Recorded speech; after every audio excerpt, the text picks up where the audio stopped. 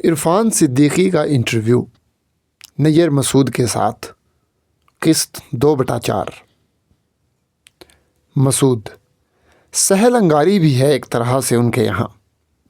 عرفان صدیقی: صحافت میں تو خاص طور پر سیاہ کو سفید اور سفید کو سیاہ ثابت کرنے کی شعوری کوشش ہے، اور وہ اس میں بہت حد تک کامیاب بھی ہوئے ہیں۔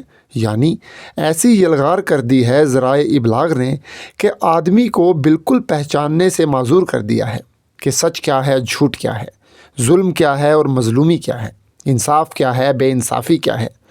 تو ظاہر ہے کہ شاعر کا تو یہ رویہ ہو ہی نہیں سکتا۔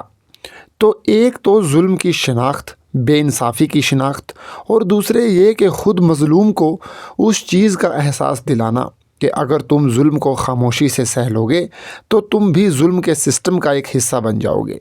اس سلسلے میں ایک موضوع ہے، یہ موضوع اس لیے بہت اہم نظر آتا ہے کہ نیر صاحب پھر بات تو انہی اصطلاحوں میں کرنی پڑے گی کہ جنہیں سیاستداں کرتے ہیں یا سماج کے دوسرے ماہرین کرتے ہیں۔ معاملہ ہے انسانیت کی ایگزسٹنس کا۔ اگر یہ جبر نہ ہو کہ کہیں روک لگنی چاہیے یا ناانصافی پر اور ظلم پر اور جبر پر، تو پھر شاید انسانیت کا وجود ہی نظر بھی پڑ جائے۔ تو کچھ اس اعتبار سے تو بڑا اہم موضوع مجھے لگتا ہے، صرف ایک موضوع لیکن ہے۔ نیر مسعود: اچھا، اب 3 عناصر قرار پائے تھے آپ کے پس منظر کے۔ ایک تو مذہب تھا جس کا حوالہ کربلا کے سلسلے میں آیا، اگرچہ اس میں گفتگو ابھی بہت باقی ہے، اس لیے کہ آپ کے یہاں علائم کی جو تعمیر ہوئی وہ گویا ظلم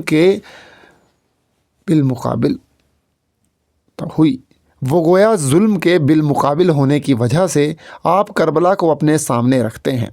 تو اس کے مذہبی پہلو سے فی الحال ہم سروکار نہیں رکھیں گے، لیکن ایک چیز جو بین بین ہے ان دونوں کے، یعنی تصوف کو بھی ایک حد تک ظلم اور جور کے خلاف احتجاج کے طور پر لوگوں نے پیش کیا ہے، اور یہ ظاہر ہے کہ بالکل 100% تو صحیح نہیں ہے، کسی حد تک صحیح ہے۔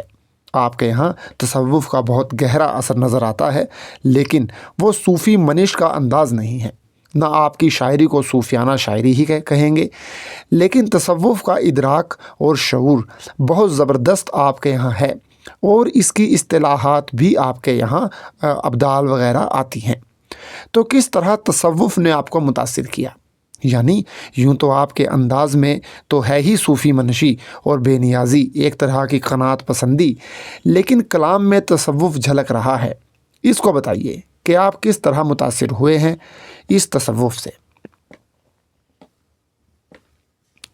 عرفان صدیقی: اس میں بھی نیر صاحب معاملہ یہ ہے کہ تصوف کی بھی آپ نے خود بھی فرمایا، تصوف کی 2 سطحیں ہو سکتی ہیں۔ ایک تو خالص نظریاتی یا اکیڈمک سطح ہے کہ تصوف جو رشتہ ہے، اس رشتے میں اخلاص کی تلاش کا نام تصوف ہے۔ رشتہ جو انسان اور خدا کے درمیان ہے، ایک بات تو یہ ہے بنیادی، لیکن تصوف کا جو پہلو بہت زیادہ مجھے اہم لگتا ہے اور جس کی جھلک آپ نے جیسا کہ فرمایا آپ کو نظر آتی ہے اور آنی چاہیے، اس لیے کہ ہے بھی، کہ تصوف عام انسانی زندگی پر کس طرح سے اثر انداز ہوتا ہے۔ تصوف سے مراد یہ ہے کہ وہ اپروچ زندگی کے تئیں جو تصوف سکھاتا ہے وہ کہاں تک انسانی زندگی کے لیے اہم ہے۔ مجھے وہ اپروچ اس لیے بامانی نظر آتا ہے کہ اس کا رشتہ بھی ظلم کے خلاف احتجاج سے کہیں نہ کہیں جڑ جاتا ہے، اس حد تک کہ تصوف بھی بعض جبر کے سسٹم جو ہیں ان کے خلاف ایک طرح کا احتجاج تھا۔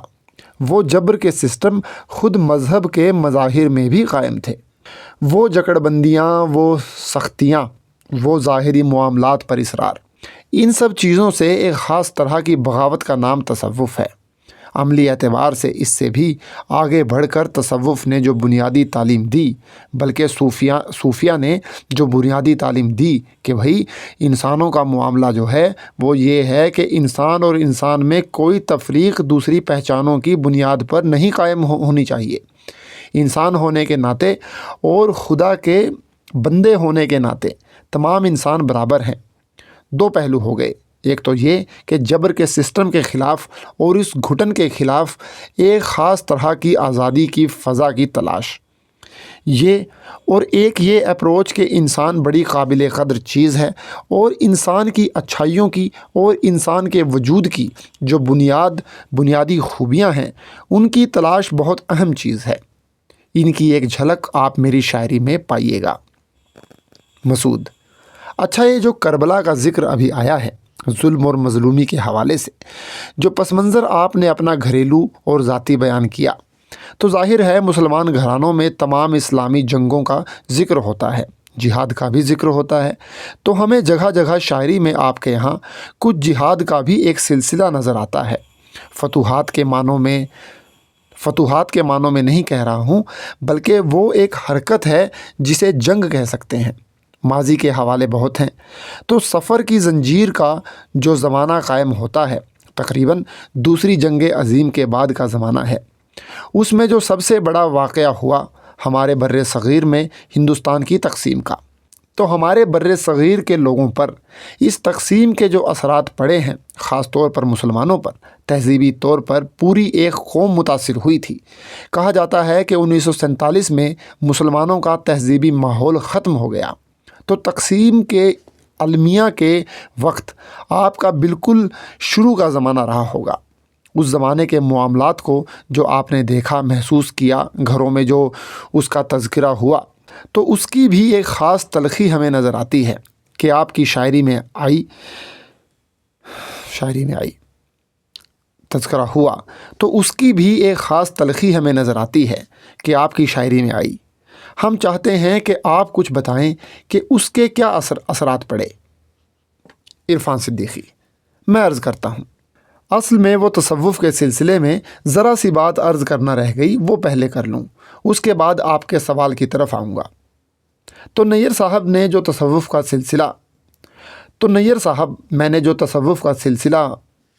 سلسلے میں کہا کہ تصوف کے کون سے پہلو، تو میں نے عرض کیا کہ ایک تو وہ پہلو ہے جو گویا جبری نظاموں کے خلاف بغاوت کا ہے، اور دوسرا یہ کہ خود انسان کے اندر کی جو بنیادی اچھائیاں ہیں ان کے اثرات کا معاملہ ہے۔ تو یہ دو پہلو ہیں تصوف کا، مگر ایک اور معاملہ ہے کہ اصل میں ہمارے ہاں خصوصاً شاعری میں ایک ہم چیزوں کو اور کبھی کبھی بعض اصطلاحوں کو خاصی رسمی طور پر برت لیتے ہیں۔ تصوف کا معاملہ بنیادی طور پر حال کا معاملہ۔ تمام صوفیہ نے کہا ہے کہ تصوف ایسی چیز نہیں ہے جسے آپ دوسروں کو سمجھا سکیں یا بیان کر سکیں، وہ تو ایک کیفیت ہے اور ایک واردات ہے، وہ اگر ہے تو ہے، نہیں تو نہیں ہے۔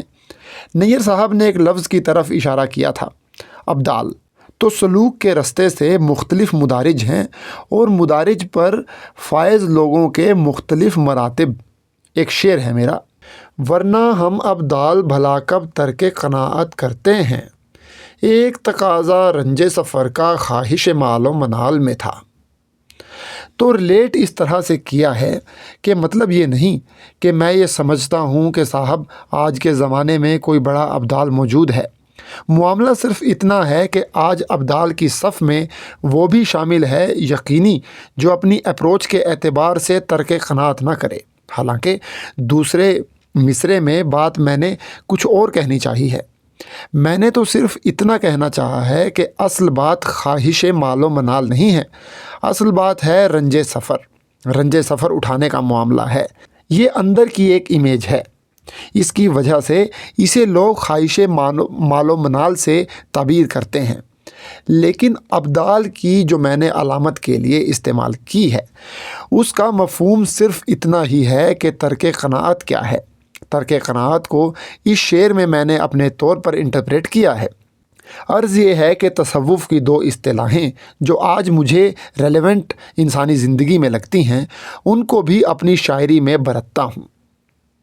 مسعود: تصوف سے بھی قناعت اور صبر کا۔ عرفان صدیقی: اصل میں قناعت اور تصوف صرف تصوف ہی نہیں، میں تو تصوف کی بنیاد ہی نہیں سمجھتا۔ قناعت کو ایک خاص معنی میں، قناعت جو ہے یعنی اسے آپ ترک ہوس کہیے، کیونکہ ہوس جو ہے پھر اس کا رشتہ وہی ظلم سے جا کے جڑ جاتا ہے۔ ہوس پھر جن چیزوں پر آمادہ کرتی ہے وہ ناانصافیوں کو اور ظلموں کو جنم دیتی ہے۔ اچھا، آپ نے مسعود صاحب تقسیم کے سلسلے میں جو باتیں کہیں، تو تقسیم تو صاحب اتنا بڑا المیہ ہے ہندوستان اور پاکستان کا، اور مجھے اب تک یہ لگتا ہے کہ تقسیم جتنا بڑا المیہ ہے اس اعتبار سے اور اس لحاظ سے ہمارے ادب میں اس کا عکس نہیں ملتا۔ میں اردو ادب کی بات کہہ رہا ہوں، اور اردو ادب میں تقسیم جیسے بڑے المیے کا کوئی اتنا گہرا، بامانی اور اتنا اہم حوالہ نہیں ہے۔ لوگوں نے ذکر کیا ہے، مثلاً یہ کہ فساد سے متعلق افسانے لکھے گئے، ٹھیک ہے، لیکن اس پورے تہذیبی ڈھانچے کی شکست اور ریخت کے کیا نتائج ہوئے؟ ان سب باتوں پر ابھی بہت کچھ لکھنا نیر صاحب باقی ہے، اور بہت کچھ لکھا جا سکتا ہے۔ شاید اس اعتبار سے محض تقسیم کو کسی نے اپنا موضوع نہیں بنایا ہے۔ آپ قرۃ العین حیدر کا ذکر کیجئے، لیکن انہوں نے تقسیم کے المیے کے ایک خاص پہلو کی طرف توجہ رکھی ہے، یعنی تقسیم کا المیہ صرف طبقہ اشرفیہ کے لیے نہیں تھا یا کسی ایک خاص طبقے تک محدود نہیں تھا۔ وہ تو ایک اتنا بڑا معاملہ ہے کہ اس کی کچھ نہ کچھ چوٹ ان پر بھی پڑتی ہے جنہوں نے ترک وطن نہیں کیا۔ ان کا تو مسئلہ ہے ہی جو ترک وطن کر کے چلے گئے، ترک وطن کر کے جو نہیں جا سکے، کبھی کبھی ان کے مسائل زیادہ اہم نظر آتے ہیں۔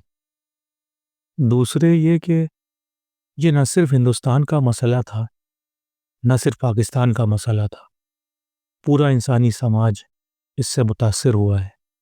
مجھ پر اس حد تک اس کا اثر پڑا ہے کہ مجھے چیزوں کے ٹوٹنے کا رنج نہیں ہے، مجھے بحیثیت شاعر رنج اس بات کا ہے کہ کچھ نئی چیزیں ان کی جگہ بن نہیں پائیں۔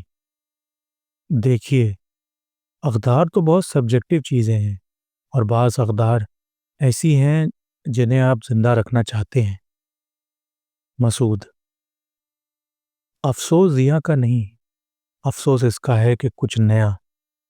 عرفان صدیقی، ہاں، کوئی نیا زندہ اور فائل سسٹم وجود میں نہیں آیا، تہذیبی سطح پر چیزیں ٹوٹ گئیں۔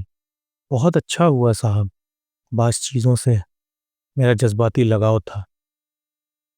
یقیناً جو کچھ ٹوٹا ہے اس میں بہت سی چیزیں مجھے عزیز تھیں، لیکن ان کی مرثیہ خوانی سے فائدہ نہیں ہے کہ ان کی بازیافت نہیں کی جا سکتی، ان کو دوبارہ زندہ نہیں کیا جا سکتا۔ لیکن یہ ہے کہ ان چیزوں کے ٹوٹنے کے بعد کچھ اور بنتا، تو وہ بنتا ہوا مجھے ہندوستان پاکستان کہیں کچھ نظر نہیں آ رہا ہے۔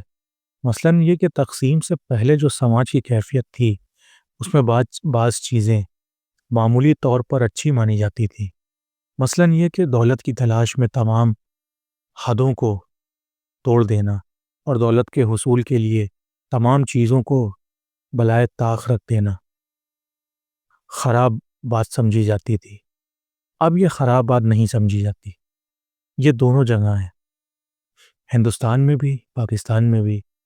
تو رنج جو ہے مجھے وہ اس کا ہے کہ ہمارے سامنے کوئی نیا ویلیو سسٹم ابھی تک بن کر نہیں آیا۔ اچھا، اسے رنج بھی مت کہیے، اس لیے کہ ایک سماجیات کے طالب علم کی حیثیت سے مجھے معلوم ہے کہ اقدار اور سماجی ڈھانچے 1 سال 2 سال 50 سال میں نہیں بنتے ہیں، بہت وقت لگتا ہے۔ تو المیہ میرا یہ ہے کہ میں ایک ایسے ٹرانزٹری دور میں زندہ ہوں کہ جس میں پرانی چیزیں ٹوٹ گئی ہیں، نئی چیزیں واضح طور پر سامنے نہیں آئیں۔ میں اپنے کو ایک خاص طرح سے بے زمین پاتا ہوں۔ نیر مسعود، اچھا، اب 2 باتیں ذرا اور طرح کی۔ ہم لوگ خاصے قاعدے سے چل رہے ہیں۔ ہنسی۔ عرفان صدیقی، نہیں، تھوڑی بے قاعدگی بھی نیر صاحب ضروری ہے، تھوڑی بے ترتیبی۔ نیر مسعود، ہاں، بے قاعدگی کی طرف آ رہے ہیں، ابھی تک تو ترتیب قائم ہے۔ اب تیسری چیز ادبی روایت آپ کی رہ گئی۔ آپ کا رشتہ آپ کی ادبی روایت سے اس حد تک تو ہے کہ آپ کے اجداد کو بھی ادب سے شوق تھا، شعر لکھتے تھے، نثر لکھتے تھے، تصنیف و تالیف میں دلچسپی رکھتے تھے۔ اس حد تک تو آپ اسی روایت کی توسیع ہیں، روایت کا جز ہیں، لیکن ظاہر ہے کہ زمانے کے فرق کی وجہ سے ان بزرگوں اور آپ میں کوئی مماثلت شاعری کی حد تک نہیں ہے، اور نہ اس کی توقع کرنا چاہیے کہ صاحب آپ اس طرح کہیے جس طرح مرحوم زلالی صاحب کہہ رہے تھے یا آپ کے والد صاحب کہہ رہے تھے۔ عرفان صدیقی، جی درست، نیر مسعود۔ لیکن اس کے ساتھ یہ ضروری معلوم ہوتا ہے کہ جس قدر سنجیدگی سے آپ کے اجداد شاعری کرتے تھے اور جو تنقیدی مذاق وغیرہ تھا، خاص طور پر کہ تکنیکی پہلوؤں پر پورا زور دیتے تھے، تو آپ کے یہاں بھی یہ محسوس ہوتا ہے کہ یہ بہت ہی ریاض کیے ہوئے شاعر ہیں، ہر لفظ بہت ٹھوک بجا کر سوچ سمجھ کر استعمال کیا گیا ہے، اور اب بدقسمتی ہے کہ ہم اسے خصوصیات کہنے پر مجبور ہیں، لیکن پہلے زمانے میں یہ کوئی بہت بڑی خصوصیات نہیں تھی۔ شاعر ہوگا تو اس کے کلام میں پختگی اس لحاظ سے ہوگی، سب لفظ رواں ہوں گے، کسی قسم کا جھول یا غیر فصیح لفظ نہیں آنے پائے گا۔ آپ کے یہاں جو خاص بات نظر آتی ہے وہ یہ کہ پہلے آپ لفظ کے اسرار کو سمجھتے ہیں، اس کے بعد اس کو شعر میں لاتے ہیں۔ آپ کے یہاں جو شعروں میں الفاظ ایک دوسرے سے عجیب و غریب رشتے قائم کرتے نظر آتے ہیں، وہ روایتی قسم کے رشتے نہیں ہیں۔ مثلاً رعایت لفظی یا ابہام کا رشتہ ہے، نہ صرف یہ کہ کسی مخصوص شعر کے لحاظ سے موضوع لفظ ہوں گے، بلکہ اس شعر کے دوسرے لفظوں کے لحاظ سے ہر لفظ کا استعمال ہوگا۔ اس لیے آپ کے یہاں بعض ایسے الفاظ بھی آ جاتے ہیں جو کم استعمال ہو رہے ہیں، مثلاً ارزانی کرنا، یا آپ کے یہاں کسی شعر میں نوا کا لفظ ہے، اخریہ کا لفظ ہے، اس طرح کے بہت سے الفاظ ہیں۔ تو یہ الفاظ جو آپ استعمال کر رہے ہیں ان کے لانے کے کیا سبب ہیں، اور یہ کہ الفاظ کے انتخاب میں آپ کیا محنت کرتے ہیں۔ عرفان صدیقی، نیر صاحب، یہ تو آپ نے بہت ضروری بات کہہ دی، اس لیے کہ اگر آج کی گفتگو میں یہ بات نہ ہوتی تو مجھے یہ لگتا کہ یہ بات ہی نہیں ہو پائی ہے، اور مزیدار بات یہ ہے کہ جو کچھ مجھے کہنا چاہیے تھا تقریباً وہ سب آپ نے کہہ دیا ہے۔ لیکن اب میں عرض کرتا ہوں نیر صاحب، جیسا کہ آپ جانتے ہیں لفظ بہت پراسرار چیز ہے، بہت بڑی چیز بھی ہے، بڑی طاقتور چیز بھی ہے، اور بڑی مقدس چیز بھی ہے۔ تو لفظ کے اسرار، لفظ کی تخصیص اور لفظ کی گہرائیوں اور امکان کی تلاش، یہ تو صاحب ہر فنکار کی بنیادی فریضے ہونے چاہیے۔ دیکھیے، واحد ٹول جو ہمارا اور سارے لکھنے والوں کا وہ لفظ ہی ہے، اگر لفظ کو مائنس کر دیجیے تو ملارے کی طرح آپ بھی صفحہ سادہ کو سب سے اعلیٰ نظم کہتے رہیے، لیکن صورتحال یہ ہے کہ ہم تو لفظوں کے وسیلے ہی سے اپنی بات کہتے ہیں، جس طرح سے بھی کہتے ہیں۔ اگر لفظ سے ہماری صرف دور کی شناسائی ہے تو ظاہر ہے کہ ہماری بات بھی اسی حد تک نامکمل یا ادھوری یا بے معنی یا کم معنی رہے گی۔ جیسا کہ آپ نے کہا، جو ہمیشہ لفظ کے اسرار نے ہانٹ کیا ہے، اور میں نے صاحب اگر ایک دعویٰ بھی کر سکتا ہوں جو پھر وہی موڈسٹی کے خلاف ہے، لیکن اتنا دعویٰ تو میں ضرور کروں گا کہ ایک ایک لفظ کے استعمال پر بھی ہفتوں سوچتا ہوں، ہفتوں، بلا مبالغہ۔ نیر مسعود: نہیں، یہ دعویٰ تو آپ کی طرف سے ہم لوگ بھی کر سکتے ہیں۔ عرفان صدیقی: اچھا، اور اس لیے سوچتا ہوں، اس لیے نہیں کہ یہ بہت بڑی چیز ہے اور لوگ ایسا نہیں کر سکتے، لیکن میں اس لیے سوچتا ہوں کہ شاید میں جو کچھ بات کہنا چاہتا ہوں وہ اپنے تمام تلازمات اور تمام رموز کے ساتھ اس وقت تک ادا نہیں ہوگی جب تک اس لفظ کے جتنے امکان بھی اجاگر کر سکتا ہوں اجاگر کر لوں تو بہت اٹھا قسم کی چیز ہے، لیکن جتنے بھی اس کے امکانات کو تلاش کر سکوں اور ان کو برس سکوں، اپنے مفہوم کو پہنچانے میں اس حد تک میں جاؤں، اور اس کے لیے خاصی محنت، ریاضی اور کوشش کرنی پڑتی ہے۔ میں بالکل ان لوگوں میں نہیں ہوں جو یہ سمجھتے ہیں کہ شاعری کوئی صاحب الہامی چیز ہے۔ ہوتی ہوگی، الہام خیال کی شکل میں ہوتا ہوگا، کوئی چیز آ جاتی ہوگی، لیکن شاعری خالص شعوری ایکسرسائز ہے، اور اگر آپ لفظ کے برتنے کے لیے شعور کی اپنی پوری صلاحیتوں کے ساتھ نہیں لگتے تو وہ کام نہیں بنتا ہے، اور شاعری میں تو بالکل نہیں بنتا ہے صاحب۔ مسعود: تو یہ لفظ سیکھنے کا سلسلہ عرفان صاحب، آپ نے بچپن میں، ظاہر ہے کہ آپ ایسے گھر میں پلے بڑھے جہاں لفظ کی حرمت کا بہت چلن تھا، لیکن جس زمانے میں آپ الفاظ سیکھ رہے تھے، الفاظ کے معنی دریافت کر رہے تھے، تو ابتدائی دنوں میں آپ نے کس طرح کی محنت کی ہوگی، یہ ہم جاننا چاہتے ہیں۔ عرفان صدیقی: عرض کرتا ہوں، یہ بھی ایک ارتقائی عمل تھا۔ پہلے لفظ کے معنی وہی سمجھ میں آتے تھے جو بزرگوں نے بتا دیے یا لغت نے سمجھا دیے، لیکن پھر جیسے جیسے شعور ذرا سا بڑھا تو یہ لگا کہ نہیں، اس لفظ میں اور بھی کچھ ہوگا، تو اور کیا کیا ہوگا؟ تو صورتحال یہ ہے کہ صاحب، لفظ کے امکانات محض لغت سے نہیں تلاش کیے جا سکتے۔ ایک لفظ لغت میں ہے، اس کے 50 کنوٹیشنز آپ کو لغت میں مل جائیں گے، لیکن ہو سکتا ہے کہ اس کے 500 مفاہیم مختلف کانٹیکسٹ میں ہوں، تو جتنے کانٹیکسٹ آپ لفظ کے حوالے سے دریافت کریں گے اتنا ہی زیادہ گویا آپ کی لفظ کی تلاش بامانی ہو جائے گی۔ یہ عمل لڑکپن کے بعد شروع ہوا۔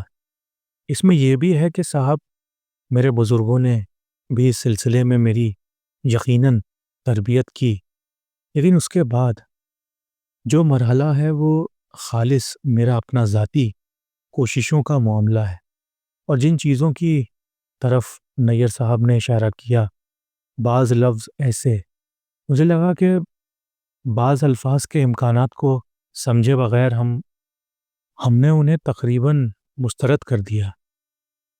نیر مسعود: ہاں، یہ بڑی زیادتی ہوئی۔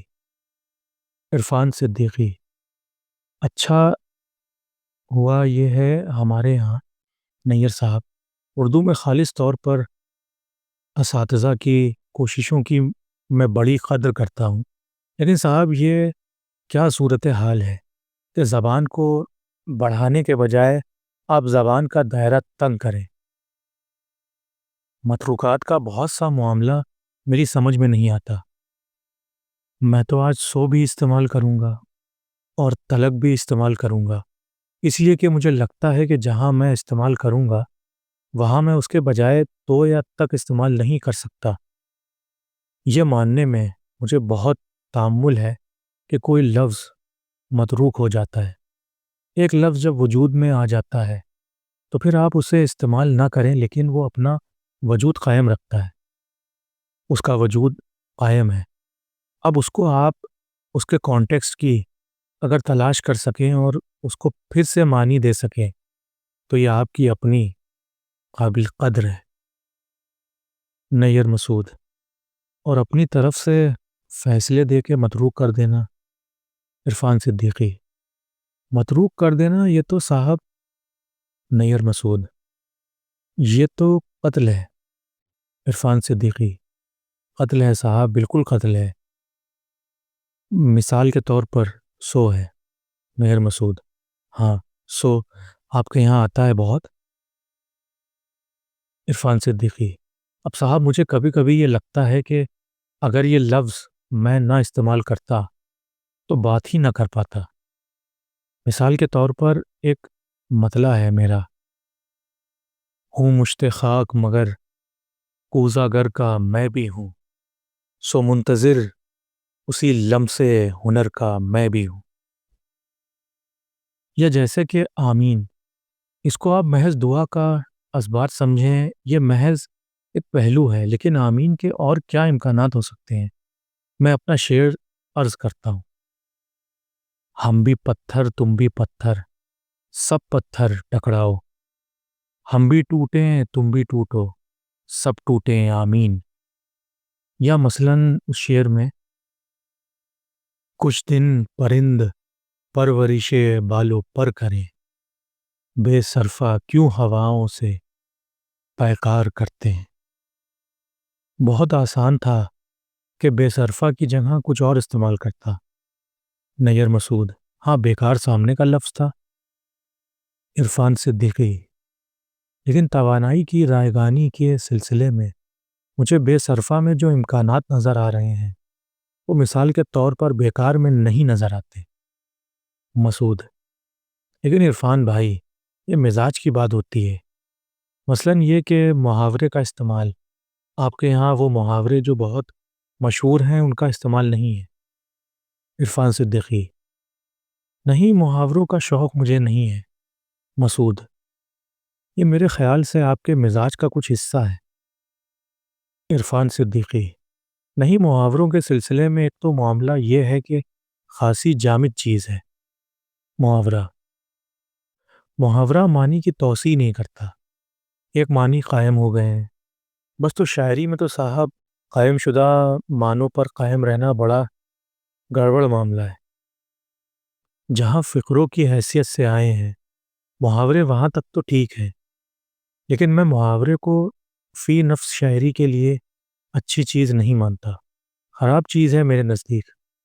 مسعود: اچھا، ترکیبیاں بھی بہت ہیں آپ کے یہاں، نئی سے نئی۔ نیّر مسعود: ہاں، اس پر یہ بات کرنا ہے کہ اس وقت بہت کم شاعر ہیں جو ترکیب صحیح طور پر استعمال کر رہے ہیں۔ فیض ہمارے بہت بڑے ماہر تھے اس سلسلے میں۔ ظفر اقبال کے یہاں بھی ترکیبیں بے تکان استعمال ہوئی ہیں۔ افتخار عارف کے یہاں بھی ترکیبیں اچھی استعمال ہوئی ہیں، یعنی وہ ترکیب جو خوشگوار بھی معلوم ہو۔ آپ کے یہاں ترکیب سازی ایسی ہے کہ فوری طور پر یہ معلوم بھی نہیں ہو پاتا کہ یہاں شاعر کوئی ترکیب استعمال کر گیا۔ یہ اس وقت تک ممکن نہیں ہے جب تک فارسی ادب پر کافی عبور نہ ہو۔ تو یہ آپ سے پوچھنا بھی چاہ رہا تھا، تعلیم کے سلسلے میں جو پوچھا تھا یہ سوال رہ گیا کہ یہ جو آپ کو ترکیب سازی کی مہارت حاصل ہوئی، اس میں کوئی شعوری کوشش ہے؟ آپ کا مطالعہ فارسی کا کیسا رہا؟ آگے سنیے قسط نمبر 3 میں۔ شکریہ۔